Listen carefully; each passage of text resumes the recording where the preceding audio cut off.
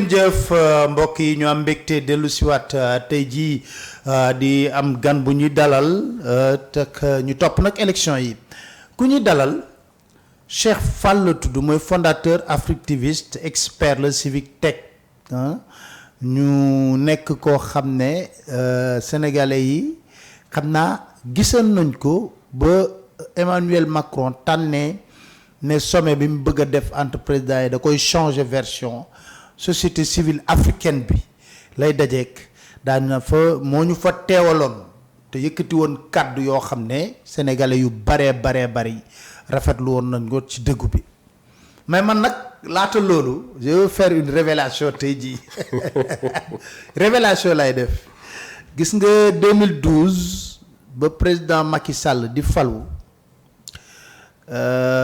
ñëpp daan nañ ma gis may joxe ay tendance ak premier tour bi d'ailleurs je pense que je suis le premier journaliste à annoncer que deuxième tour mënul ñàkk ci diggante Macky Sall ak Abdoulaye Wade boobu am nañu àndoon ak Abdoulaye Wade ñu bëggoon lewal ne Wade jàll na avec 53% mais tendance yi ma doon wax moo mujj a confirmé wu ba tamit jour élection yi deuxième tour ba may wax ne Macky Sall gagné na élection yi Abdoulaye Wade na ko woo félicité ko c'est parce que dafa am ñu ma doon liggéey ak ñu ma permettroon ñoom ci liñ doon def ma mën ci sukkandiku muy plateforme boobu ngeen da ngeen ko fàtte xam naa sunu 2012 moom mii Cheikh Fall moo créé woon plateforme boobu on avait les résultats à temps réel loolu c'est l'histoire donc man ba boo ko gisee jusqu'à présent mu nekk di actif ba ne ñu bari xamuñu mais c'est ça la vérité en fait Cheikh maa ngi lay nuyu. maa ngi lay fay Pape. kontaan naa lool ci dalal la une longue histoire depuis après 12 ans. après 12 ans. ñu daan tase ci mbedd yi. waaw di suivre reportage Y'en a marre et ainsi de suite. Y'en a marre et tout ça. waaw après def liggéey boobu. tey ñu war a ñëw toog di wax ci loo xam te ni xaj na dafay bokk ci suñu ëllëg. dama ci kontaan doublement. ba pare di la masawu Pape ndax li nga wax ci man sénégalais yi mën nañu ko wax ci yow. ci sa détermination sa constance. sa pertinence mais aussi sa orientation par rapport ak intérêt du peuple ndax li ngay liggéey coono yi ñu ciy daj. bu fekkoon sa bopp rek la tey mën nga dem defi leneen mais am na loo gëm. am na aussi looy prôné. te loolu dafay fekk si sa liggéey ba tax sénégalais yi tey boo wootee ñoom ñu bàyyi li ñuy def ñëw ànd ak yow. te loolu nag sas la. te sas bi yaakaar naa ne dégg nga ko bu baax. ñu ni dañ ciy sasu. ba pare di ko topp di gën a bàyyi xel ngir yokk jéego yi. non jéego yi mat na de mais 2012. est-ce que mën nga dellu si waat ci période boobu c'est important gars yi xam parce que lépp sottiwu la Macky Sall xëyul rek falu 2012 noonu dafa am benn dispositif boo xam ne moo fi nekkoon. lu ko jiitu sax d'ailleurs. Papa 2012 xañ na boobu karaw gi melagul nii. waaw mais bëggoon toj bi loolu mais léegi dreadlock si nga def. ñi jotoon a xam. waaw damay fàttaliku ñetti élément rek ci avant 2012. gis nga ñun entre 2007 ak 2010. dañ nekkoon groupe de jeunes boo xam te ni dañ doon toog ci internet di saraxu yenn autorités politiques yi ak yenn leader d'opinion yi. pour ñu ñëw Twitter ba pare ñu ñëw ci internet ba pare xam ni ñu jëfandikoo internet. dañ leen yalwaan dañu wax ngir yàlla ñëw leen inscrire Twitter ñëw leen créer seeni compte Twitter ñëw leen Facebook nii lañ koy jëfandikoo ñëw leen def tel utiliser tel réseau social. Sincèrement loolu moo nekkoon suñu approche. ñu def ko entre 2007 2010 ba 2010 dugg 2010 jëm 2011 maa ngi fàttaliku damay tudd turam Abdou Latif Coulibaly. Abdou Latif. bi muy nekk directeur média. nekk yore groupe et tout. Obasanjo dafa ñëwoon diriger mission CEDEAO. ñu ngi logé woon Méridien Radisson. 2011 bi affaire yi commencé tàng mu am audience ak Abdoulaye Wade après mu génn def benn lettre. yaa ngi fàttaliku la fameuse lettre de Obasanjo bu nit ñi doon wax naan arbitre qui prend part à un match. ba ñuy wax ne dafa bëggoon ñu reporter ba qui prend part à un match avant que le match ne soit joué. Latif m'avait appelé chez lui pour me dire Cheikh dafa am benn information capitale bu mu bëgg ñu wane mu bëgg nga porter ainsi de suite xaw ma lan la ma dem mu won ma lettre bi mu toog filmer jël photo lettre bi daat koy filmer sama téléphone. wax ko ne ko il faut nga wax pour sénégalais xam man dinaa utiliser sama compte Twitter pour xamal le monde entier. parce que boobu suñu média doyatuñu. mais est-ce que tu te rends compte que c'était un directeur de groupe de médias qui m'avait appelé pour que man ma jàllale information alors que j'étais pas simple tweetos laa woon. pour te dire que la force bi tolloon. loolu moo nekkoon suñu liggéey. ñun ñu nekk sur le terrain ak suñu simple téléphone damay fàttaliku les acteurs politiques yi ma doon kar obélisque ci manifestation yi ku ci ne ma lay filmer sama téléphone fii laa koy teg nga xam ne nekk sa kanam presque da lay laal pour nga joxe say point de vue ñoom Dansokho ay ñoom Ibrahima Fall taxaw tem ñoom ñëpp je les ai filmés un par un pour que ñoom ñuy wax lu tax waruñu def 3e mandat. man sama rôle c'était d'informer le monde entier pour que adduna bi xam ni xew Sénégal ci français ci anglais ak ci beneen làkk. pendant que Y'en a marre di wàcc sur le terrain pendant que yéen les médias classiques ngeen nekk di def liggéey bi ngeen war def pour que sénégalais yi xam. mais avant boobu yëpp man fekk na 2007 bi élection yi weesoo bi ñu falaatee Wade dama ne il faut élection yi ñuy jëm ñu def ci loo xam te ni dana méngoo ak fi xel yi toll ba ñu mën ko garantiral suñu bopp. ci la concevoir nag application web boobu. sunu 2012 bi ma ko créé 2007 2010 ma dem Gorée Barcamp ay informaticiens ñun ñoo fa dajoon ak blogueurs yi ñoom Demba Gueye Mountaga Cissé. voilà ay ñoo am Wakar Sadikh Ndiaye. c'est des frères Basile Niane. ñun ñëpp ñoo àndoon def liggéey boobu. ma présenté leen plateforme man leen les amis venez on le fait ensemble. Et donc c'est le réseau des blogueurs qui a porté le projet entre 2010 ba 2011. kenn yëgut ñu liggéey fexe ba defar ko de sorte à ce que bu élection yi ñëwee ñun dinañ xam une masse critique pour que li ñu bëgg. mu mën sotti. mais c'était une révolution parce que loolu musta am. c'est-à-dire ñu utiliser réseau social pour faire monitoring citoyen ou observation citoyenne d'une élection présidentielle. musta am c'est absolument. révolution arabe moo jiitu woon. te boobu c'était une révolution sanglante. Côte d'Ivoire tege ci 2010. te boobu c'était une crise post-électorale. donc foofu la tàmbalee métti woon na duñ ci xam naa di nga ñëw ci détails yi mais pour dire que jeunesse bi yëpp foofu la woon mais man en tout cas j'ai pu profiter de votre plateforme parce que je me rappelle Aline Diop. moo nekkoon seen digital manager community manager voilà moo nekkoon 2S alors à chaque fois mu ne ma gars yi nee na nga ma jël affaire bi nag teg ko nag di tiitaru nag mais ngeen di suivre am na Wade ba muy voté 2e tour. man maa demoon. yaa filmé nga may wax la ba. non sa reporter bi mi ngi lay wax ne la Wade nga ne ma Wade maa ngi koy topp depuis palais. ma nettali benn anecdote. vidéo mi ngi sama chaîne YouTube. dama koy filmer ci biir salle bi nit ñi di ko yuuxoo. il est passé juste à côté mais il était perturbé. mu dugg voté après mu génn ñu signaloo ko mu émargé. mais il a oublié sa carte d'électeur et sa carte d'identité sur la table daf ko fàtte. man filmé ak sama téléphone maa jël carte d'identité bi ak carte électeur bi ne monsieur le président fàtte nga sa carte d'identité parce que dafa jaxasoo. dafa perturbé woon. il y avait son garde du corps un certain Faye Lamine. moo dëpp mu ne ma il faut me les donner ma daal di koy jox carte électeur bi mais entre temps boobu jot naa ko photo ba daal tweeté naa daan ne monsieur le président dafa déboussolé jaxasoo ba fàtte carte d'identité mais ça voulait dire que les Sénégalais doyaloon nañ et que la dynamique c'était le changement. Et donc le travail là qu'on a eu à faire dañu amoon un environnement politique bu ko permettre amoon aussi une ouverture de l'espace civique bu ko permettre amoon aussi benn démocratie ne serait-ce que benn démocratie d'ouverture. non waa des démocrates. très démocrate.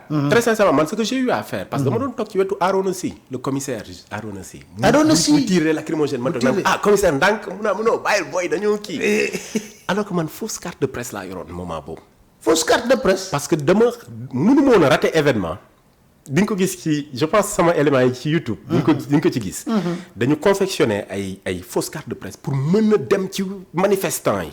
mën a dem ci police mën a dem ci leader yi pour mën a am l'information brute c'est-à-dire ñun mënuñu woon a toog dem di for vidéo wala ñuy for image non il fallait ñun ñu filmer ko ak suñu téléphone donc la révolution devait être filmée et tweetée. loolu moo nekkoon suñu objectif. beneen bi mooy li nit ñi bàyyiwul xel suñu démocratie yi dama lay jox ñetti éléments d'information d'appréciation dañuy màgg. mais ni ñuy màggee dañu rencontrer informatique. ci digg bi. mais jamono yi ñuy rencontrer informatique c'est-à-dire bi suñu démocratie di rencontrer informatique dafa fekk ñu am déjà échec élite politique. ba nit ñi xam ne ni politiciens yi rek doyatuñu ñëpp gis ne am nañ ñu wóolu waaye échoué nañ. deuxième élément bi démocratie dafa rencontrer informatique fekk population bi raw élite politique bi. ci xel ak ci utilisation informatique. tey boo xool politiciens dañuy dabu effectivement. troisième élément d'appréciation bi. c'est que démocratie yi suñu démocratie bu Sénégal par exemple dafa rencontrer informatique fekk démocratie ci boppam am crise au niveau international. la démocratie représentative. Absolument. wóolootuñ ñi ñuy dénk ba dañu war a soppi ni ñuy dénkee. ba dem ci démocratie participative. quatrième élément d'appréciation bi c'est que démocratie dafa rencontrer informatique fekk mu am fossé mooy gap. entre li politique yi proposé ak li citoyens yi di demander et la politique n'est rien d'autre qu'une réponse à une demande. Bien sûr. Mais la demande elle est supérieure à l'offre. tey l'offre politique ne répond plus à la demande. donc moo tax ñun en 2012 bi ñu ñëwee politique bi fi nekkoon il s'était pas préparé il pouvait pas se préparer à une telle révolution sur internet. C'était une révolution profonde. parce que daf ko dépassé. beneen cas bi ma la ci jox c'est que dañu def loolu 2012 Sénégal après des amis à travers l'Afrique mu contacté pour ma wax Cheikh dañu bëgg la même chose suñu dëkk ma def ko Guinée muy Guinée vote def ko Bénin vote def ko Guinée Bissau muy Nanvoto def ko ci yeneen dëkk yi ñu wër. Gambie 2016 Gambia has decided. boo fàttali ko. dem naa ci réew ba yow yaa jaame dàq ma Gambie. man mënu ma woon dem parce que xamoon naa ne dafay dàq. mais moment bi may dàq. c'est de véritable combat démocratique ah. tey dama lay delloo de tey léegi bi muy def loolu. yaa ngi fàttali dafa tëjoon ay rajo. Gambie absolument dafa tëjoon rajo yi tëj internet. tëj réseaux sociaux yi. man 2 ans avant dama doon woo activistes gambiens yi. fii Dakar di leen former di leen outiller préparer leen. gis nga boo fàttali ko le jour de l'élection en 2016. bien que tëj na internet tëj na rajo yi résultat élection Gambie. à 18h à partir de 20h boo tijjee internet foo tourné fekk fa Adama Barrow a gagné les élections. pourquoi parce que man liggéeyoon naa ak Gambiens yi de sorte à ce que mënuñu fexe ba résultat yi ñu sàcc ko il fallait mu génn. te Gambie yaatuwut comme Sénégal. non bien sûr c'était. donc pour dire que li ñu rawee suñu acteurs politiques yi ba tey ñun ñu ngi koy consolider. c'est important. C'est important. Alors, pour loolu yëpp ngeen mën koo vivre, je vais vous remettre dans l'ambiance de 2012 avec des éléments. loolu de moom. Alors, Khadim, si on peut regarder premier élément ci.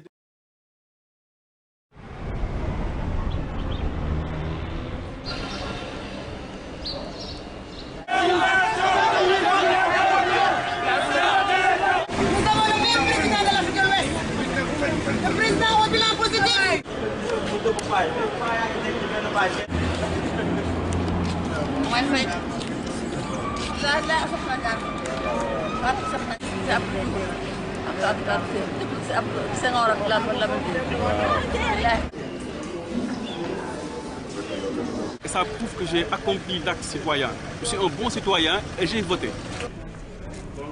Pour la première fois dans l'histoire du Sénégal, les blogueurs ont utilisé les réseaux sociaux à fond. C'est-à-dire on a eu une présidentielle Web2O. On attend maintenant le résultat pour voir si tout le travail qu'on a fait a été bien suivi au niveau national et également au niveau international. Comment ça a été? Cool. Tu as couvert le vote. Ce qu'on est en train de faire aujourd'hui, c'est pareil.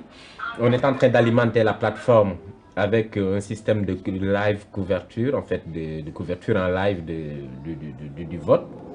on donne les informations en se basant en fait sur nos relais qui sont sur le terrain.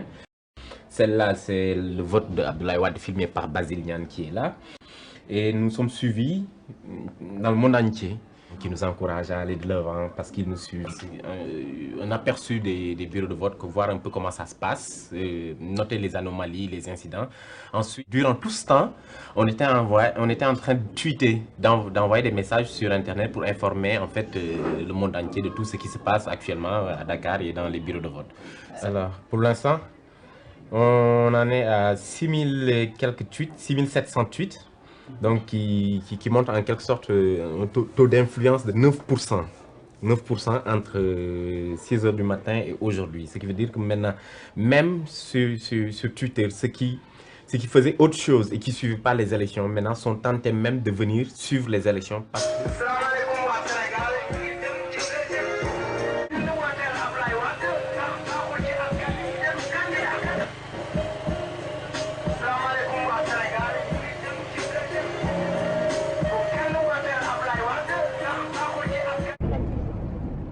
Tout vient de la Côte d'Ivoire. On avait vu ce qui s'est passé là-bas avec le problème de la présidentielle. Et on a vu que ces jeunes-là étaient tellement engagés sur la toile avec le hashtag CID 2010. Et on s'est dit, nous, en tant que Sénégalais également, nous avons nos élections, il fallait faire quelque chose. Alors, c'est comme ça, par exemple, qu'est né le Sunu 2010. C'est vraiment une fierté. On espère que ce projet, en fait, va inspirer les autres pays africains, à utiliser les technologies pour au moins se garantir un processus électoral transparent et démocratique.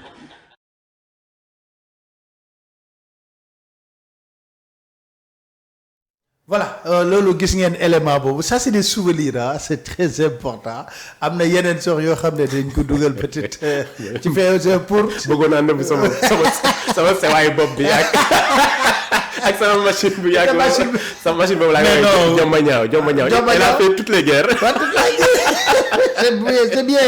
c'est bien alors tey nga mëne combat boobu yëpp Cheikh objectivement est-ce que le Sénégal n'a pas connu un recul démocratique dellu ginnaaw ci wàllu démocratie. mais c'est dommage de le dire et man su ma ko wax j'ai un pincement au cœur. Oui bien sûr moi-même. waaw parce que quand tu sais que tu es acteur et que tu as contribué parce que Pape il faut ñuy wax benn affaire il faut nga koy rappeler yow. que démocratie bi ñu am c'est pas le fruit des acteurs politiques. maanaam démocratie bi ñu am du politiciens yi ñoo tax ñu am ko. citoyens yi ñoo ko liggéey. maanaam citoyens yi sénégalais yi ñoo liggéey démocratie c'est bu ñu demee bay am alternance politique amaat alternance du politicien bi moo am ngóora waaye jàmbaarte bu tax ñu am alternance. sénégalais ci boppam ñoo am maturité citoyenne am maturité politique am maturité intellectuelle bu tax ñu war a mën a am capacité de discernement ak capacité de faire un choix réfléchi.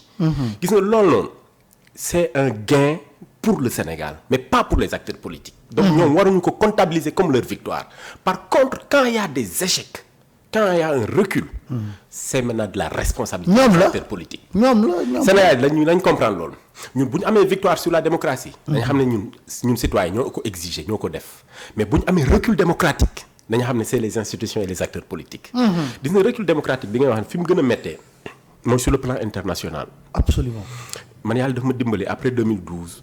ma liggéey ci lu bari ak ay jeunes ci Afrique ak ay société civile ba ci yenn organisation internationale yu mel ne ay Union africaine ba léegi maa ngi liggéey ak ñoom. ba ci Commission européenne. damay liggéey ak ñoom ci wàllu élection. tur bi Sénégal amoon bitim réew. damay wax ne jéego bi Abdou Diouf def ba woo Wade félicité ko. mu nekkoon suñu woy jéego bi Wade def ba woo Macky félicité ko mu nekkoon suñu woy ci benn déclaration de 5 minutes même pas. suñu président dafa suur loolu yëpp maanaam doo génn ba nit ñi fàttali la le parcours démocratique du Sénégal dañ lay fàttali mais pourquoi vous en êtes arrivé à reporter une élection présidentielle dañ lay wax ne nu mën a demee ba ay candidats sérieux opposants politiques ñu leen emprisonné de suite Khalifa Karim Sonko dañ lay fàttali comment ça se fait que ñuy couper internet seen réew. dañ lay wax comment ça se fait que ñu jàpp ay journalistes wala ay jeunes yu nekk ci internet ak ay photos yaa ngi fàttaliku le cas Ouleymane caricature. Ouleymane caricature. dama lay delloo sori Ousmane Diagne émoticône reetaan. émoticône reetaan. voilà yaa ngi fàttaliku cas yooyu. waaw ma Kayla Ngebla un blogueur tchadien bu nekkoon fii. Wade moom la njëkk a expulsé Macky moom la njëkk a expulsé en 2012 bi mu faloo. si je le connais très bien parce que je le rencontrais au niveau du forum civil avec Mohamed Mbodj. fa la doon liggéey. absolument. dama lay delloo parce que loolu yëpp ça fait partie de l'histoire que nous avons mené. les acteurs ont été réprimés. ont été man sa cas bi dafa ma metti ñun dañu toog di communiquer sur communiquer di def des tweets sur tweet. bien sûr. parce que dañu jàpp ne un acteur de l'information quelqu'un qui travaille et qui le fait pour son pays n'a pas sa place en prison. Il n'a pas sa place dans des histoires de coups ou dans des histoires de lu ñu formaté de façon politique. beneen bi mooy le recul démocratique waxuma la sax la réputation sur le plan international. mais la manière dont les espaces publics ont été rétrécis gis nga dañu dem ba dañu xatal Sénégalais yi ci Sénégal ba nga xam te ni Sénégalais yi fi mu toll nii fi muy noyee mooy fi mu gis ne fa la ëppee jàmm bitim réew. Nicaragua exemple bi ma lay jox ci li ñu dal ba tax nit ñi naan on est une nation violente te nit ñi dañu mën saaga ainsi de suite tey dañuy yeewu mais est-ce que gis nga ko saaga. déedéet kenn saagawul kenn tojut kenn demul toj Auchan kenn demul toj Total mais pourquoi ñu ko doon def parce que souvent la violence nit ñi dañu yaakaar ne mooy ñi gën di saaga wala ñiy sànni loolu c'est une réponse c'est une conséquence d'un acte politique violent posé par des acteurs politiques gis nga la violence peut être verbale elle peut être politique elle peut être institutionnelle gis nga violence boobu politique yi doon appliqué ci citoyens yi ak répression agressive boobu ñu doon appliqué ci citoyens yi ba pare di leen nax moo leen tourné ñoom ñuy fayu benn façon fayu lañ am muy seen kàllaama wax biir kër bu fa góor ak jigéen jotee ku góor ki bu dóoree ba pare ku jigéen ki bu bëggee fayu day dem taxaw fee lu mu xalaat ci lu ñaaw dana ko yàq boo fàttali ko nag Gambien dañ leen doon wax naan dañu ñaaw làmmeñ taw Yaya Jammeh yaa ngi fàttali ko waaw dëgg la xamul tax ñu leen doon wax dañu ñaaw làmmeñ parce que il subissait la répression de Jammeh dañ leen doon tëj ñii dañ daan réer ñii ñu leen doon rey ñu naan ay disparition de militaires disparition de gendarme kenn xamut lu Yaya Jammeh di def Gambien di révolté pour révolté wu dañ doon saaga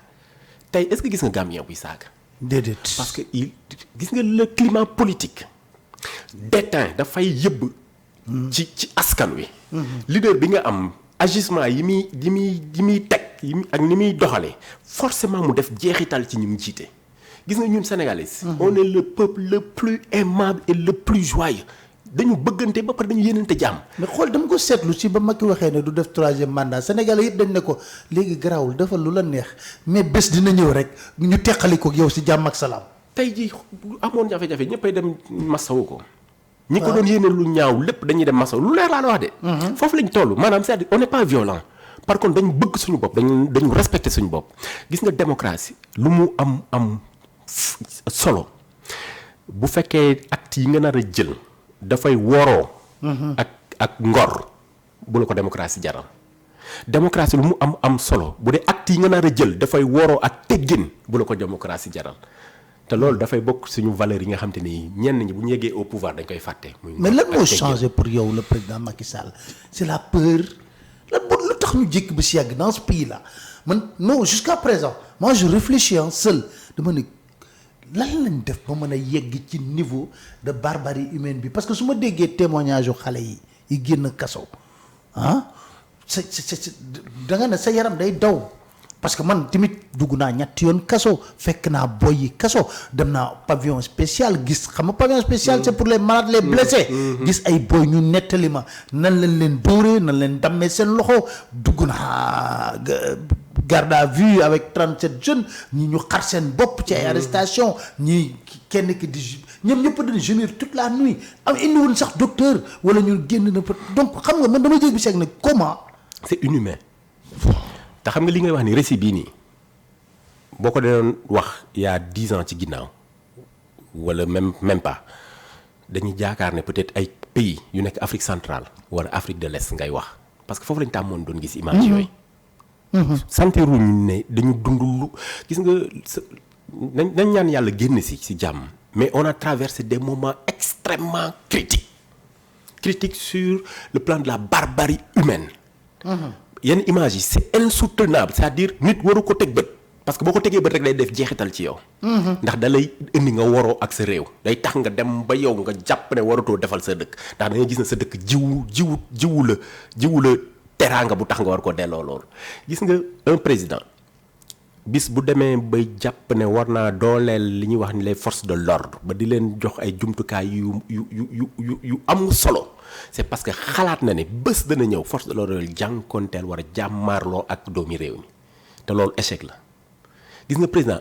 échec bu rëy la sax parce que man su ma demee ba dégg ay kilifa yu nekk fi doon wax ne wéy li ñu am ci ngànnaay fi dara du fi yëngu. am nañ sax ay drone yoo xam ne am na ay drone yoo xam ne lii liggéeyam mooy tëb tiim manifestation sotti leen ay grenades lacrymogènes ma ne mais on est dans quel pays. waaw mais fi xel yi toll ñiy wax loolu tamit fi seen xel yi toll. gis nga réew bis bu njiitu réew bi wala ki ñu dénk réew bi jàpp ne doolay tax a def réew lajj na bërki dem dama tweeté ma ne fii ñu yegg si nii ñu doon tëj nit biir këram barricade ko xañ ko ay mbokkam tas parti tëj njiitu parti yi tëj njiitu parti bi tey jii nii ñu génne ko ba pare di ko woo ci waxtaan ci njekk képp ku jàpp ne doole mooy nguur ndax nga sa bopp loolu laa bind la force n'est pas le pouvoir la force n'est pas et ne sera jamais le pouvoir c'est un consensus le pouvoir c'est un équilibre le pouvoir c'est un état d'esprit le pouvoir c'est un leadership le pouvoir c'est une posture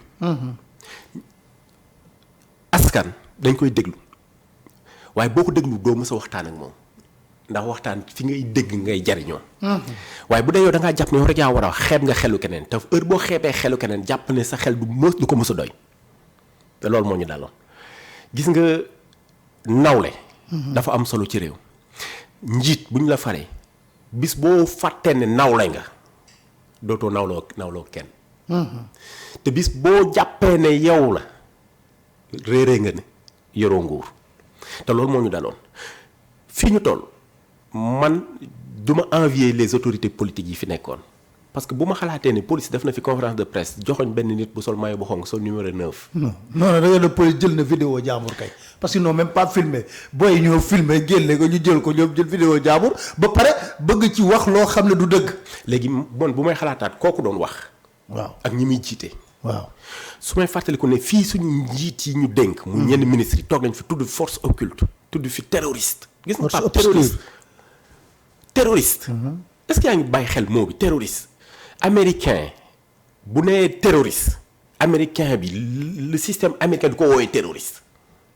même bu commettre un acte terroriste du ko woowee acte terroriste parce que day préserver dignité réewam doomu Amérique boobu lu mu nekk terroriste bitum réew bu ko fa dalee États-Unis dana fexe ba dem jëli ko ñëw mu purger peenam biir dëkkam.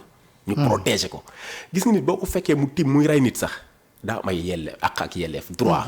daa am nu ñu ko war daa am nu ñu war a sàmmonte ak moom waaye ki génn këram di jëndi mburu yore drapeau Sénégal wala sol maillot équipe nationale nga xam ne bëgg na réewam kooku nga bundu xataal ko kooku am nga loo ji ci xolam te liñ ci ji bu màggee du jur jàmm. xoolal xale boobu Cheikh Wade téye drapeau Sénégal main droite main gauche nii nga viser ko à bout portant. nga dër bal ci bopp. foofu loolu la ñu dund. loolu la ñu dund ñun. te drapeau bi. muy hymne national muy suñu réew suñu symbole yi. xanaa kay ku sol tenue war na ko respecter au moins. parce que ki sol tenue dañu def drapeau. drapeau fi. kooku moo ki yore drapeau bi dara wuutalewu leen ñoo bokk lu ñu war a bëgg ndax moom la ñu bokk muy drapeau bi. mais pas woroo gi mi ngi tàmbali ci tey yow amoo sañ-sañu lonk drapeau sa réew sa biir kër bu dul équipe nationale moo gagné. boo ko defee chef de quartier ñëw ne la dindi ko. dindi ko waaw. américain bi bëgguma jël exemple mais damay misaal nii. li tax nit ñi di ko xàmmee fu mu ko fekk yaa ngi ko gis ak drapeau réewam. parce que ji nañ ko ci seen déclaration d'indépendance dañu leen wax ñoom États-Unis ne leen ñun dañu nangu ne yàlla moo ñu boole sàkk waaye ginnaaw bi ñu sàkkee dafa fexe ba def ci ñun ñu dund en société te dund en société moo waral ñu war am ay àq ak yelleef yoo xam ne dañ koy bokk ba pare di ko sàmm loolu la ñu jiital. déclaration d'indépendance bu Sénégal c'est un vide c'est un creux. lu ñu fa wax on reconnaît que le Sénégal est une nation indivisible un pays ainsi de suite déedéet demuñu puiser ci suñu démb pour bind ko suñu hymne national Pape ban imam ku may wax sax hymne national bi benn woyu xawma la Senghor inspiré wu en France pour les ko xawma la man bon je sais pas si c'est vrai. mais c'est abusé, c'est extraordinaire. gis nga tey ñun sénégalais yow xool ñi nga xam ne ñoo sekk suñu askan mooy société bi. ñi ci ëpp doole. ndax mës nga leen dégg ñu wax ba tudd hymne national. du imam du xalif généraux du nitu diine. du sëriñu daara du ki nga xam te ni jàngut école. maanaam hymne national ci jàng dong moo ko xam. te ki jàng bu ko xamee bu toogee ñaari at fàtte na ko te xamul cëslaay yi. maanaam xamul lu ñu ci wax. wuute na lool ak hymne national benn arab wala nga gis benn pays nga gis mu koy woy nga gis kii nga xam ne dafa nar a tey bàyyi dereetam wala ñaqam pour dëkkam. ñun it amuñu yëg-yëg boobu parce que dañu sori suñu institution yi maanaam dañu am réew moo xam ne nii biñ koy nas dañu dem àbbi xelu français yi xalaatu français yi ñëw nose ko suñu institution yi mu waroo ak fi société bi tolloon muy sur le plan culturel sur le plan social ak dëgg-dëgg suñu aspiration gis nga bi ñu am indépendance du ki def déclaration moo tax ñu am ko. damay fàttali ne bi ñu am indépendance wala jooju moo def déclaration. Mamadou Dia nekku fi Senghor nekku fi woon. absolument mais gis nga bi muy def déclaration boo xool ñi sol mbaxana yi mel ne man ak laafa yi. mooy suñu parents bawol yeeg saalum yi ñoo bëggoon exiger ñu moom suñu bopp parce que ñoom ñoo gëm ne tubaab bi dootul dara ndax gis nañ Sëñ Tuubaa dem dellu si gis nañ ñu nit résister mais par contre fi ñu doon defee déclaration bi c'était un territoire français. Dakar, Rufisque, Gorée, Saint-Louis. Les 4 communes, c'était des Français et des ressortissants français qui étaient dans leur confort d'être des Français. Ils n'avaient pas envie de se séparer de la France. Absolument. ñi fi nekkoon tamit ñëw ne ñoom ñooy inspiré suñu institution yi mais France lañ nekkoon dem ba nekki français dem ba jël xelu français bi ci seen bopp. dem ba xalaat ci français ñoo ñibbisi ñooñu mënuñoo ñëw teg loo xam te ni dina méngoo ak ñun suñu bëgg-bëgg. moo tax bi ñu amee indépendance dugal na jël leen ko ñi demoon tugal ba nampee ca tubaab ba màggee ca tubaab ba ñoo ñëw demaat ca tubaab ba ab bi la tubaab ba bindee bosam mu ñëw bind suñ bos. ba pare compato et puis soo xoolee sax li ma remarqué woon moo di ñoom ñëpp il fallait que ñu am benn jabaru tubaab pour mën a bokk si kii bi. pour intégrer la waxee lii da nga reetaan. suñu kër yi. dañ doon am symbole boo waxee baatu olof. waaw ñu jox la ko. mais maanaam dañu doon tere wax olof ci suñu biir kër yi foofu la ñu aliénation bi foofu la ñu tolloon perversion c'est-à-dire ñun dañu dem ba dummóoyu dëgg ki ñu doon moo tax mënuñu wolof. mais comment se fait-il que Macky Sall président né après les indépendances. man loolu bu mënu ko déconstruire mënu ko déconstruire quoi au contraire bu bindee livre mi ngi fàttaliku. non seen kiyam boobu seen. xamu nu ma ko mën a waxee nag seen gel bi ñu doon xëccoo gelu tubaab bi ñu doon xëccoo moom ak ñoom moom ak xam nu mu tuddati bind na ko ci livre bi te et puis buy wax ci France donc et malheureusement aujourd'hui ba affaire yi méttee il s'est rendu compte que ñooñu duñu ay mbokk. te foofu nag laay ñëwee ci décadence bi xam nga loolu ñu sampoon beneen exemple bi ma la ci wax mooy permis de conduire le code suñu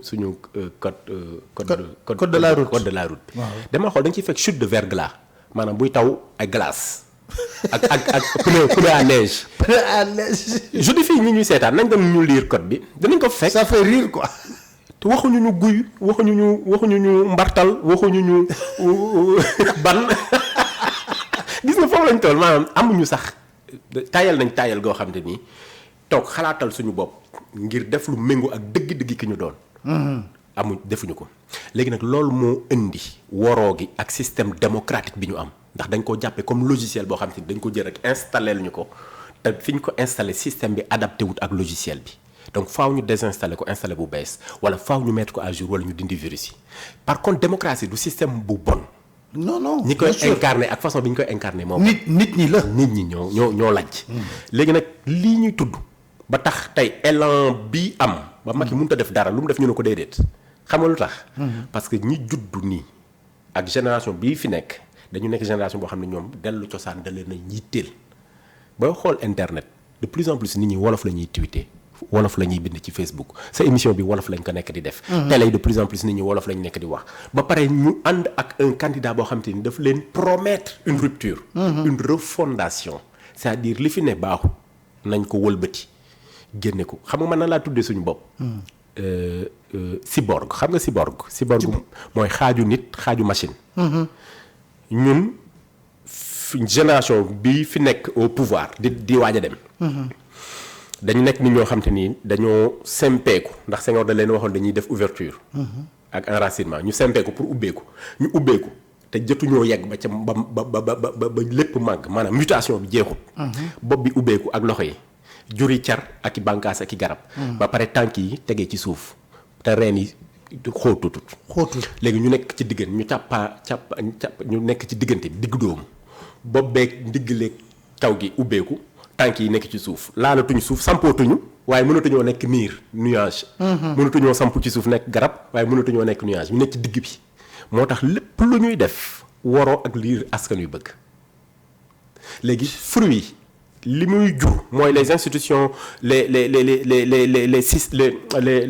ministères les directions les agences loolu mënul nekk ak lu ànd ak li askan yu bëgg moo tax tey agence bu ñu créé bu ñu xëyee. supprimer ko créer beneen bu ñu créé cours bu ñu créé wala commission bu ñu créé bu ñu xëyee changé ko sopp beneen parce que nanguwuñu. Sénégalais ñoo dul gis seen bopp ci loolu. ba ci tey taxawaay bi conseil constitutionnel di taxaw ba ci institution juridique yi taxawaay bi ñuy taxaw. ba ci pouvoir politique bi exécutif bi nga xam te ñëpp nangu nañ ne dooleem maanaam dafa jéggi dayoo. loolu moo ko waral. ubbeeku gi ñu ubbeeku te demuñu ba nekk tubaab te dellootuñu nekk nit ku ñu nekk wolof. mais Sénégalais foogoon nañ ne en 2012 loolu dina am rupture parce qu'on a un président qui est né après les indépendances. waaw warul am complexe boobu ah. waaye kaay ma waxal benn affaire. man dama leen jege xam nga tey ñu ci bari toog naa ak ñoom. ay ñoom Adama Barrow ñoom Macron lañ gis. cours de la Haye toog naa ak président bi. yeneen président Monsef Marzouki Tunisie. Roch-Marc Christian Kaboré ñu ci bari toog naa ak ñoom waxtaan ak ñoom. mais nitu nguur ak suñu nguur yi ni ñu ko defaree ni ñu leen di tënkee ñoom ba dootuñu xam dara ci mbir ci askan wi moo leen yóbboo ak woroo ba dootuñu am bët yu ñu gisee li askan wi di dunde ak li askan wi di wax. dañ leen di fàttal seen i nopp muural leen seen i bët c'est des œillères occidentales et on leur bouge carrément on leur dañ leen di fàttal seen i nopp ba dootuñu dégg gis nga benn preuve laa la ci jox quand l'histoire du pétrole a commencé à quelqu'un comme Sonko en son temps génn def wax Macky est revenu de voyage Léopold Sédar Senghor bu amee ko ci wax na dem ba planète xaw ma nangam parce qu'il ne maîtrise pas ce dossier. C'est la réponse que notre président nous fournit, nous en tant que peuple, qui demande des comptes par rapport à une ressource naturelle bu ñu bokk. dégg naa buñ joon sax mu ne non contrat yi sax si anglais lañ ko bind kon dafay compliqué ki ma ne ko non attends quand même nag. foofu dégg nga gis nga fi ñu toll. non conférence ke laa dégg bu waxoon loolu mu ne contrat yi ci anglais lañ ko bind kon pour nga mën koo comprendre ba ne non attends xanaa nag moom kii xamul dëgg bi. dama lay fàttali benn affaire tey moom bis fàttali la. fii sa plateau. le Macky Sall toog daan ne la superpuissance du clic. fera face au pouvoir du fric et du fric. fàttewoo phrase boobu. fàttewuma ko. il n'était pas encore président. non. mais bi ñu ko fale daf ko fàtte. dafa wax printemps arabe bi ba pare. conclure loolu. ok. léegi la puissance du clic fera face à la toute puissance du flic et du fric. mais bi mu nekkee président bu waree def déclaration bu am importance. bu importante. ci média français lay dem defee ko fa. du bii de ba mu solee dafa woo gars yi palais. mais parce que daa soxla làkkukaay daa soxla wéeruwaay. daa soxla te xam na ne tamit fait de toute façon dañuy gaaw de solidariser wu. seen intérêt la ñuy topp. seen intérêt la ñuy gérer ñoom. faale wuñ ko man wax naa leen toog naa ak Macron peut-être ñu bëri bàyyiwuñ ko xel. mais daf leen ramasser ñoom ñëpp. daf leen ramasser lu ma leen sañta wax na leen ko daf leen saaga ñoom ñëpp. ils ne vous respectent pas bu ñu leen joxee xaalis fii la ñuy ñëw jënd ay immeubles ak ay appartements te man France on me taxe de donner beaucoup d'argent à l'Afrique sama xol bi di def nii parce que man bëgg naa ko tontu te xaw ma lu ma koy wax parce que man bëgguma ñuy toog ñuy diingat sama réew wala ñuy saaga sama waa réew. parce que man ay dëgg nag.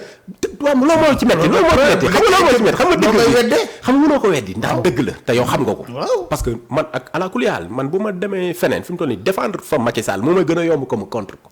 bien sûr xamul tax parce que ñoo bokk réew mi. parce que itam deru réew mi la mais nga toog jàkkaarloog nit muy nawleem mu jël ay kàddu di ko teg ci seen der ñoom.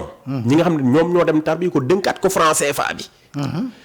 mu leer na lii mu lay wax dëgg la te yow lii bokkul ak aspiration yi nga xam ne moom la sa jeunesse am fii ñëpp bëgg bàyyi CFA ah. ñëpp bëgg France bàyyi ñu ci jàmm parce que dañ koy wax ñëpp koy wax ñëpp bëgg moom seen bopp souveraineté. an nawle lañ bëgg ak France. mais loolu bu ñu amul njiit bu dem. man bu ñu waxee ne Macron day def li mën na leen mais Macron ay intérêt français la ki ñu fal président na am fulla bi Macron am. merci et boobu doo ko yemale ci France da nga koy yóbbu ci ñi ngay sekkalante. gis nga c'est la même chose que bu fekkee Russie dafa am jafe-jafe nekk ci guerre. mu woo njiiti réewu Afrique yi parce que blé bi ñëwatul yow nga dem ba Russie toog jàkkaarloog président bu nekk ci tolof naan ko il faut libérer le blé parce que sinon famine day dugg déedéet. man président de la république su ma demee jàkkaarloog Poutine dama naan ko doo téye sa blé ñu téye suñu uranium suñu magnésium suñu pétrole suñu fer suñu bauxite. waaw parce que am nañ ressources yi ngeen soxla ñun ak ba leen amee lu ñu soxla ñun am nañ loo leen soxla. pour rien qu'il court derrière les pays africains. africains loolu la ñuy wax nag loolu la ñuy wax l'interdépendance. gis nga l'indépendance nii dañ koy tudd mais phase la bu jafe gis nga première phase bi. de l'autonomie cycle de l'autonomie dafa nekk la phase de dépendance moo jiitu 4 phases la. gis nga dépendance da ngay dépendre ci diw. mu ne xale daa judd day dépendre ci ndeyam ak baayam parce que mënut a lekkal boppam réew bu moomagut boppam day dépendre ci ki ko moom loolu moo ñu daal ak France. boo ci jugee nag nga dem ci phase de codépendance non de contre-dépendance. contre-dépendance mooy deuxième phase bi dépendance après contre-dépendance contre-dépendance mooy nga fippu. boo nekkee ci kër sa am ndey ak baay boo dem université sax boo ñëwee da nga say idée da ngay gis ne da ngay commencer di ko opposer ak say idée parents yi. non Pape du nii la affaire yi ainsi de suite parce que yaa ngi indi contre-dépendance tu commences à gagner en maturité. réew tamit day ñëw ba ci ak mu fipp loolu moo dal ci mouvement d'indépendance yi 1958 ba 60 contre-dépendance après nga jógee ci contre-dépendance nag da nga am indépendance. jógee nga université am nga jabar dem nga toog sa kër yaay dépendre sa bopp yaay yore sa bopp. indépendance mooy nga moom sa bopp réew yi tamit bu demee ba mu war a moom boppam day indépendant après boo jógee ci indépendance nag après da ngay dem ci interdépendance. loolu la ñuy wax dépendance mutuelle consentie. maanaam maag yow ku nekk day soxla moroomam waaye dañ koy nangu ba pare ku nekk jox sa morom cër. gis nga interdépendance boobu noonu ñun tant que imposé wuñ ko les pays occidentaux. muy Chine. muy Russie muy France muy Turquie ñoom ñëpp a si yem ku si ñëw sa intérêt la fi indi te booy dem doo ñu bàyyi dara. réew mi de def naa juróomi réew nga tënk France Inde Chine Turquie Maroc ñoo téye Sénégal. Russie ci suuf de. di ak waaw Russie waaw dégg naa ñu ngi ci suuf di teg seen i kii bi mais ce qui est extraordinaire c'est que malgré li ñu teg yëpp c'est la détermination de la jeunesse. c'est l'espoir. non ça daf may. on a une jeunesse formidable. man 2010 dama bind un article. ak li ñu leen tëj li ñu leen rey li ñu leen mutilé jusqu'à présent cette jeunesse est là. c'est une machine de guerre damay doog ba jàng ma ne est-ce que du conteneur lañ leen di produire ñuy génn parce que damay jeg ba jàng gis nga benn groupe de jeunes ma ne ñii ñëpp fu ñu jugee. waaw léeg-léeg ma dem ci yenn région gis xale yu ma ne ñii ñëpp fu ñu jugee mais c'est le lieu de le dire. te gis nga nañu xam suñu bopp te jeunesse bi laay waxal. bu ñu kenn gëmloo ne dañu nekk ci ginnaaw bu ñu kenn gëmloo ne li ñu yore baaxul bu ñu kenn gëmloo ne baaxuñu on a une jeunesse formidable un pays extraordinaire te tey du ci exemple yi rek lañ ko exemple yi dafa law depuis l'histoire politique du Sénégal politique nag laa lay wax c'est les jeunes qui ont porté les combats et qui ont amené les changements Abdoulaye Wade c'est pas les vieux c'est pas ses compagnons qui l'ont mis au pouvoir pas du tout man j'étais ami avec nos amis de Y'en a marre Thiat kilifa boobu maa ngi Diourbel ñoom ñu ngi Kaolack ñu daan tase ainsi de suite bi leen Lamine Diack doon teg ay souffrance et tout et je me souviens que moment bi may mëne combat yooyu noonu di militer j'avais même pas la conscience citoyenne encore conscience citoyenne mooy nga xam ne yow mi citoyen nga am nga responsabilité citoyenne ñoragul woon yëg-yëg rek laa amoon pour défendre sama réew te loolu dafa nekk ci gis nga jeune boo gis nii fi mu toll nii mu topp un acteur politique wala muy défendre un projet politique c'est parce qu'il croit en quelque chose gis nga loolu dafa war a yee acteur politique yi ñoom gëmuñu acteur politique yi de amuñu gëm Sénégal ma war a change parce que boo déggee booy projet la ñuy wax projet rek moo tax mu war leen a yee parce que ku fi toog bul jàpp ne say militants ñoo la fi teg et c'est ce qui a trompé Macky Sall parce qu'il n'a pas de parti il n'a pas de militant je suis désolé de le dire c'est les Sénégalais qui l'ont élu parce qu'ils voulaient faire partir Abdoulaye Wade tey bu amoon un appareil politique Amadou Ba du fi nekk di quémander voilà ñuy nekk di xool di réajuster. ainsi non kon Amadou Ba sax du doon candidat. exactement. parce que tout simplement waa APR xanaa nag seen trajectoire daneen meññ keneen. koo xam ne moo ëpp crédit bi non wante dëgg. gis nga léegi nag le fait que mu fàtte ne Sénégalais ñoo ko fal et il a été le président le mieux élu de l'histoire politique du Sénégal. 60 et quelques % au second tour contre quelqu'un qui s'appelle Abdoulaye Wade. qui n'est pas n'importe qui. Il aurait pu. Macky aurait pu. Et c'est dommage pour lui. Il aurait pu. te kenn yéenewu ko sortem bii nii mais nag nit du góobe loo góobe gar ko. loolu la ñuy wax de. loo góobe gar ko. Et la jeunesse constitue l'espoir. Et cet espoir-là tey moom mooy le second souffle du pays. gis nga nañ leen déglu nañ leen bàyyi xel une écoute active. C'est ce dont la jeunesse demande aux acteurs politiques et aux institutions. Je dis institutions, qu'il s'agisse de la police, qu'il s'agisse de la justice, qu'il s'agisse de tous les corps qui composent l'État. Parce que l'État bi tey bu amee nation bi daf ko raw te nation c'est le commun vouloir de vie en commun mooy le fait que ñu déggoo nangu. te loolu territoire la ay tur la ay sant la nangu la déggoo la. État bi structure la elle est virtuelle elle est abstraite. Cette structure-là. Mais cette structure, c'est des idées qui les animent.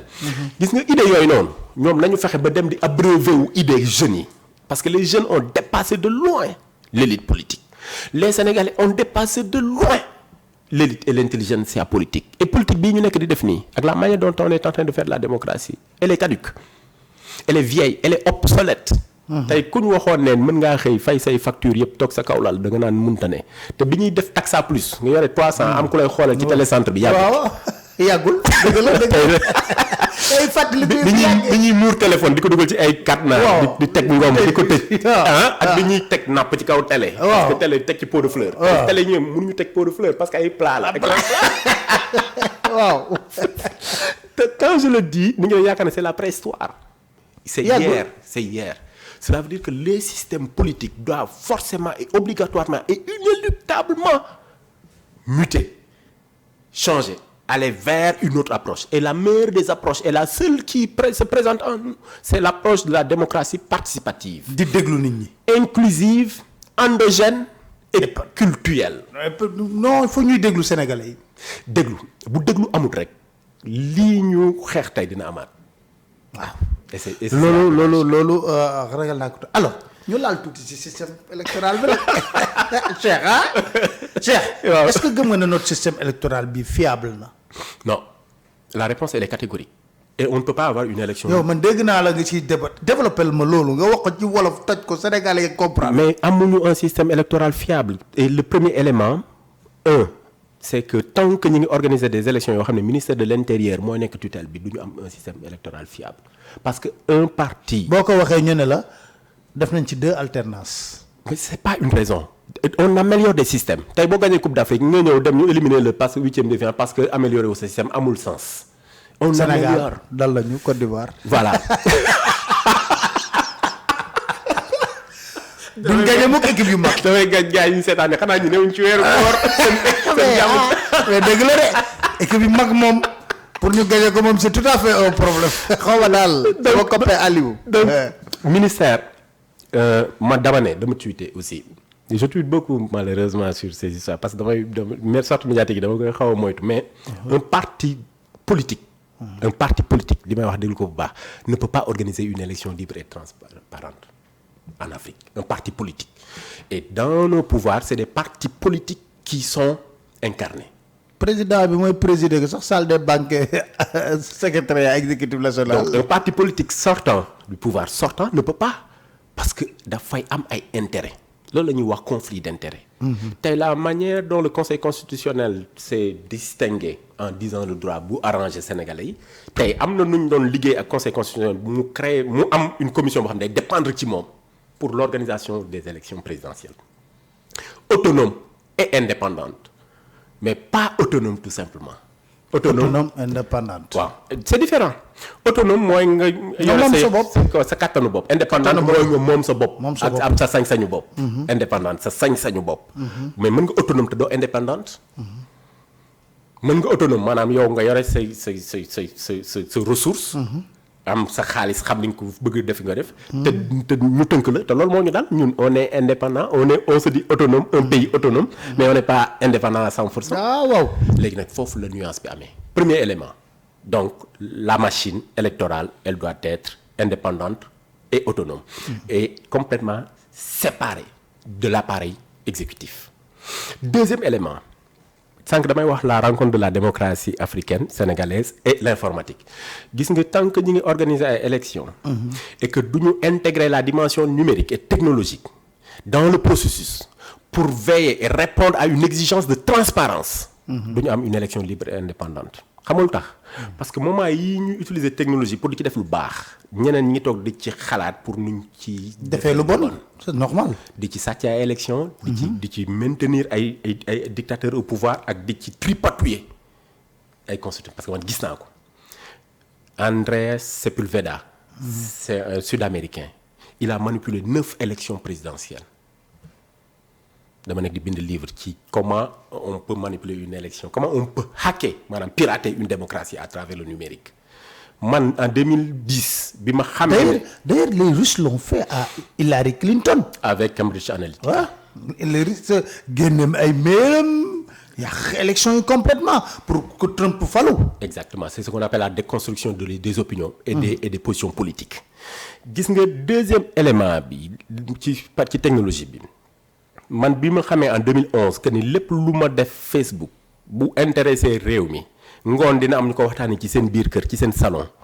ak devant la télé ci laa comprendre que ni Facebook du rek waa Dakar wala ñu am internet ci laa dugal nag sama application sunu 2012 pour monitorer élection ñu bëri dañu doon wax ne Sénégal fracture numérique tubaab bu ma ko wax ma ne la nous on connaît pas la fracture numérique France ba tey am na ñoo xam ne amuñu ordinateur amuñu informatique te pourtant vous ne dites pas fracture numérique seen suñu acteur politique ngeen koy naxee. ñu koy jënd ngeen ñoo may leen ay après ay machines ay logiciels espionné leen. non ñun on a l'internet communautaire bu ñu amee internet bu ñu ko waxee bu ñu xëyee médias yi wax ko bu ñu ngoon ñëpp waxtaanee ko ci biir kër yi. donc laissez-nous donc révolution boobu noonu dafay changer la manière d'organiser des élections et il faut que mu am vigie. sentinelle citoyenne mais aussi politique institutionnelle pour que ñu mën di encadrer le processus électoral. Le troisième élément pour ñu am une élection libre indépendante et transparente c'est l'information électorale. Pape nit ñi xam ni ñuy élection ak ñiy dem élection ni ñuy demee élection kañ la ñuy dem élection ak li code électoral bi wax dañ leen di wàññi Sénégal man en 2012 yow sunu 2012 nga gis. après site bi mais man dama jël le code électoral. ma ni ak li muy gudd ma jël article bu ne ma transformé ko en tweet ak en post Facebook pour wax ne si vous rentrez dans un corps électoral avec une arme vous êtes passible de prison avec tant de francs CFA d'amende mais sénégalais xamuñu ko. mais xam nga lan moo ma jaaxal sax man ci période Macky Sall parce que objectivement daanaa gis direction générale des élections di def communiqué parce que je me rappelle man j'ai toujours invité Casimir Cissé. Parce que noonu la tudd Casimir Cissé moo yoroon communication DGE. à chaque élection waxuma sax spot publicitaire yi ñu doon jàllale ci rajo yeeg télé yi mais Casimir daana ñëw na man ci élection yi fi jaar ci Abdoulaye Wade yépp ñëw na sama plateau expliquer ma processus électoral bi mais c'est fait extraordinaire mais ci sous le règne de Macky Sall rek laa gis ne y a un budget de communication DG man xaw ma fan lañ koy dugal ça il faut poser le débat la dernière fois il a fallu que Ndiaga Gueye ñëw toog fii wax wax ñuy përti bala di weddi di génne ay de ma ne leen non lii boo leen ko génne woon jox ko Sénégalais yi à temps réel duñ ci yegsi débat boobu duñ ci yegsi. Le fichier mooy le quatrième point dinaa ci ñëw mais gis nga l'information électorale bokkut ak l'information institutionnelle bokkut ak l'information tout court muy information bi ngeen ni joxe médias yi l'information électorale elle est cruciale elle est importante parce que élection dafay nekk un moment fort dans la vie politique absolument d'une nation et d'un État gis nga qui maintenir qui détient l'information électorale a la possibilité d'organiser une élection et de la voler xam nga lan mooy information électorale c'est d'abord l'information qui consiste à dire que inscription sur les fichiers électoraux tàmbali na ba pare mu am période bu ko mat bu tax ñëpp war ko mën a def ba pare nga faciliter le fait que ñëpp war ko mën a def te du leen indil coono maanaam nga fexe ba loolu yegg ci bopp koñ bu ne ba nit ki du tayeel xëy suba war a jël oto di dem ndax bu waree jël oto dafay spot publicitaire yi mais léegi lépp defatuñ ci dara. Deuxième information électorale après l'inscription c'est le fichier électoral. gis nga le fichier électoral tant que mi ngi nekk entre les mains d'une institution wala d'une agence wala d'une direction boo xam te ni sous tutelle de ba mu yegg ci président bi dañuy am des perceptions de njuuj njaaj. Le fichier électoral il doit être accessible et l'immédiat une fois que c'est validé et que ñu nangu ne lii mooy le fichier et que mu am consensus ñëpp dañ ci war a mën a am accès. Le citoyen pour vérifier s'il est bien dedans, les acteurs politiques pour aussi faire leur travail de collecte de parrainage ou bien de collecte d'informations tout court pour vérifier aussi la carte électorale. Le troisième élément qui rentre dans l'information électorale c'est le droit électoral. waaw droit bi waaw loolu moom dafa am solo. gis nga nit ñi xamuñu li encadrer vote ak li ñu war a def ak li ñu war a def ba ci ñi nga xam dañu leen yóbbu ñuy dem di teewal yenn parti yi am na yu bari yoo xam ne duñ ko xam parce que dañuy jël droit bi rek tënk ko rek am fuñ ko ñoox rek bàyyi ko fa teguñu ko ci la place publique ba pare defuñu ko ci làkk bu ko sénégalais yi mën a xam mooy li ma doon wax sànq encore suñu rupture. tubaab la ñuy voté ñi ci xaaj bi duñu wax tubaab mënuñoo lire. te ci information électorale aussi ci nit ñi sàcc élection bokk na ci ngay informer électeur bi ci làkk ba nga xam ne bokkut ak làkk bi muy làkk 2019 am na ñoo bureau de vote yoo xam ne Touba dañ leen changé bi ñu leen di changé c'est la veille de l'élection mais c'est des SMS qu'ils ont envoyés aux votants Touba am na ñoo xam te ni mënuñoo lire SMS bu dul Orange Money maa ngi jégalu ci publicité bi. non wala transfert d'argent bu dul Wave comme ça Orange moom comme ñoom il faut de la censure du joxe publicité du jara Wave bu dul Wave duñu xam Wave Orange Money Wave moo gën Orange Money voilà. Donc, si on prive cette information électorale aux électeurs on a une possibilité encore une fois d'aller vers des élections problématiques. Le quatrième élément après l'information électorale c'est la gestion de l'élection et l'organisation de l'élection. foofu nag dafa am loolu lañ fi defoon da ngay tolli tuwaat 2024 wala doo def waaw jox ma tablette waay ma joxe temps réel affaire yi. yoo xam nga yow yaay Sénégal li gars yi di wax naan ci mais yow yaay Sénégal donc information yi du la rëcc te xam naa ne ñun li ñu defoon. Ça a donné des idées à beaucoup de jeunes. macha allah ay jeunes waaw. tey am na initiative bu nekk ci Twitter muy Sénégal vote. C'est des jeunes qui l'ont porté suñu ay rakk la ñoom Jali Badiane ñoom El Hadj Seck ak les autres et qui vont faire à peu près la même chose et qui sont en train de faire un travail magnifique aussi sur le programme des candidats. ak sur comment comparer les candidats comment comparer les projets ñooñu dina def seen liggéey mais ce qui est sûr c'est que sénégalais ci boppam. ñoo dul xaar ku leen ne def leen. waaw xam nga depuis élection yii gën a date lañ ne on vote on sécurise. ñenn ñi dañ ne xëdd voter. ndogu jubilé voilà ndogu jubilé. donc c'est sûr que c'est des gens qui iront voter et qui vont rester pour surveiller et sécuriser. Par contre dafa am nu ñu koy defee on ne doit pas gêner le corps électoral. war ñu dugg ci bureau de vote yi. absolument par contre suñu loi électorale moo ñu jox droit bu ñuy def dépouillement mu nekk public. dama koy wax bu baax Sénégal yi di ko dégg dépouillement mooy bu ñu demee ba tëj bureau yi nga xam ne nii léegi dañuy wàññi président bureau bi ak les mandataires des partis dañ koy def de façon publique ku mu neex mën nga ñëw assister bu paree résultat yi daf koy war a wax de façon publique à haute voix. ba pare afficher ko. léegi nag affiche yooyu nag la nit ñi war a jël photo. partager ko di informer nit ñi en temps réel ci information yi jigi ci seen bureau de vote noonu la ñuy sécuriser un vote. mais li nga xam te nag rëcc nañu. mooy déjà l'inscription nombre d'électeurs yi tuuti na information bi ni mu amee ak report bi ak mënatuñu am élection digne de ce nom. waaw bu nañu. xam nga Sénégal yi ñoo bëgg a tourner page bi rek. mais bon on va vers une élection rien n'est fait pour qu'on ait voilà amut. man def naa observation électorale damay liggéey ak Union africaine damay liggéey ak Union européenne bërki dem jot naa seen benn délégation ñu ñëw seet si moom pour élection yi et je leur ai dit clairement. parce que ñoom dañuy tiit ci ay fake news ay manipulation ci internet man leen dem leen ngeen wëri ko ci ñi am xaalis mooy li ñuy yore institution politique yi. gis nga la machine à fake news tey dañuy reprocher les jeunes ni mais élection 2019 bi fii c'est un média classique télé. moo fi joxe résultat bureau de vote Japon te Japon amul woon bureau de vote dëgg la. yaa ngi fàttali ko loolu. bu baax.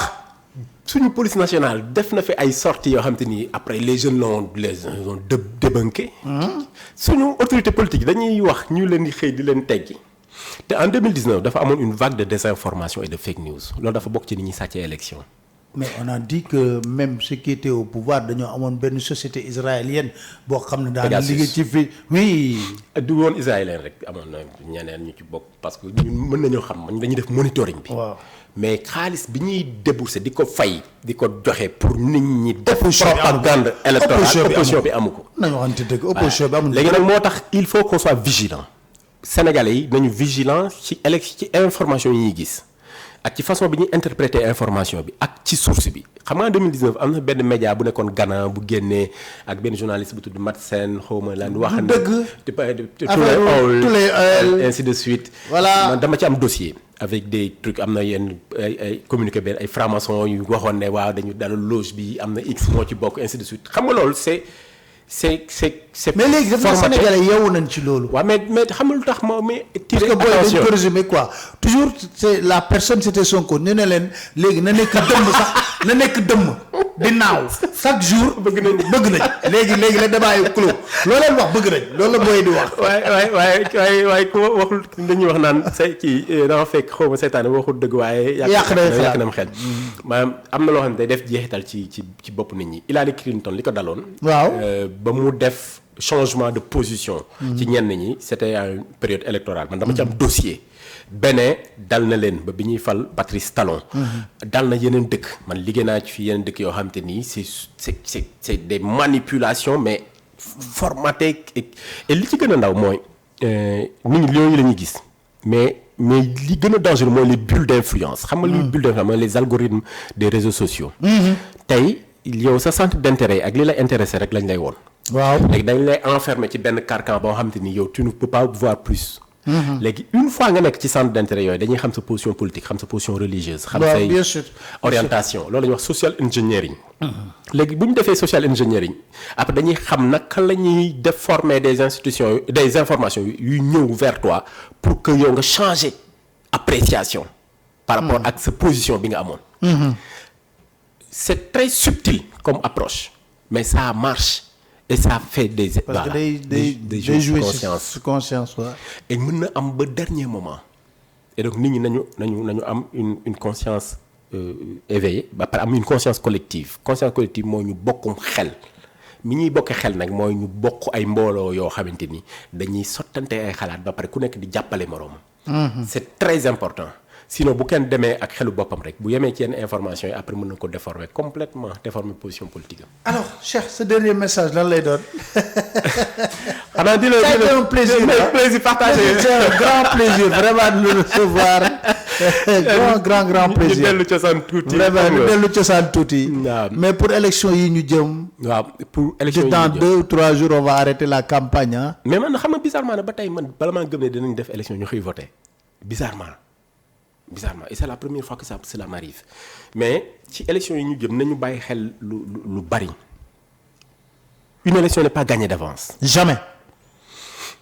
et jusqu'à présent li ñu daaloon 2019 ñu bari bàyyiwuñ ko xel mais yeneen élection yëpp c'est des résultats à 1h du matin ay résultats ay 2h du matin ainsi de suite yoo xam te ni c'est tard après que les tendances yi nekk ci télé yi le résultat officiel doog di génn ne nit ñi bàyyi xel loolu sécuriser élection yi nii sécuriser vote yi mais aussi ñu fexe ba képp ku nga xam te war nga am information ñu fexe la informer. mobiliser tous les électeurs parce que bariwuñ les électeurs c'est dommage 16 millions gis nga. 7 millions d'électeurs 7 millions dañuy xam ñaata ñoo ci nar a jug voter ñu fexe ba ñëpp jug dem voter. parce que c'est un moment important de la vie politique d'une nation. le vote. il faut voter il faut avoir un choix. dina metti parce que c'est 19 choix mais par contre oui na ku nekk xalaat le choix que le Sénégal mérite. na ku nekk xalaat le choix bi tax ñun ñëpp ñu doon sonn. bëgg fi jëlee lii. na ku nekk xalaat aussi le choix bi koy tax mu mën a faire face à l'histoire ne man bokkoon naa am na ñu votaloon Macky dañ ko réccu. waaye mënuñu ko prévoir mais avec le recul. parce que la phrase moi que j'ai et que je dis depuis très longtemps, c'est que notre président de la République a énormément de pouvoir et il est dommage de mal le choisir. Ah, c'est bien dit parce que hier j'ai fait un live sur l'hypertrophie du pouvoir présidentiel te xam nga lu ci gën a bon Cheikh. day nekk président léegi ñu ne ko sa liggéeyu ndey la ba pare ñu jëm ci lu ñu wutal ko benn maam bu defoon guerre xaw ma fan. waaw ba pare nag gars yi dar ko ni dar maa ngi ko. commencé njëriñ loo fekkewul sa liggéeyu ndey la fekk Sénégalais yi la dénk fii voilà il faut ñu wax loolu. mais kontaan naa bu baax jërëjëf Cheikh. jërëjëf internautes yi àndoon. merci beaucoup mais tu vas revenir après les élections. Avec plaisir. Ah, et puis tu bu vas fekkee revenir war naa am après ay les plateau jour élection bi et tout on verra. bien sûr comment bien sûr orchestrer tout ça. Inch'Allah avec plaisir alors moi je vous donne rendez-vous ci kanam tuuti ci benn live boo xam ne maa ngi ko tuddee Bassirou Diomaye Faye est-il un homme d'État parce que dafa am loo xam ne dañ koy wax ci réew mi dama ciy indi ay leeral yu am solo donc à tout à l'heure et merci beaucoup pour beneen émission Inch'Allah ci Dakar Matin jërë ngeen jëf.